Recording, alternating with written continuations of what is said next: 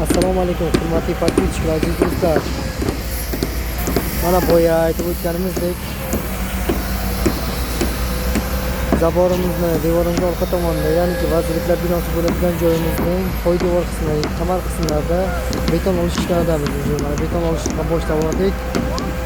Bu yerda nasib etsa 1,5 kubdan 1000 kubdan ortiqroq beton olishni rejalashtiryapmiz.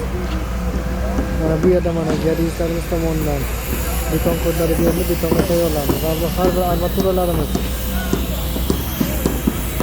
aytilgan Turkiya standartlari bo'yicha va O'zbekistonda ishlab chiqarilgan standartlar bo'yicha bog'lanib, tayyorlab qilinib, topshirildi va texnozorlarga qabul qilib oldi.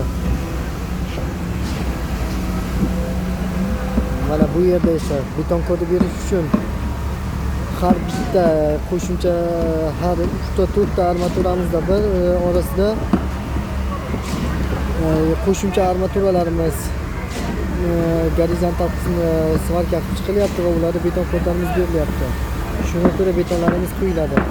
Betonlarimizning balandligi va pastligi esa plus minus 5 mm da oshmasligi yoki kamaymasligi lozimligi aytildi.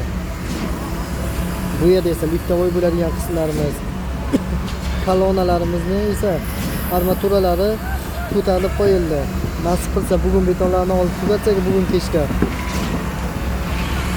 Ertamas indin kundan Xudo xohlasa kolonnalarimiz va havzalarimizni, devorlarimizni, armaturalarni to'qishni, temir ishlarimizni ham boshlab boramiz.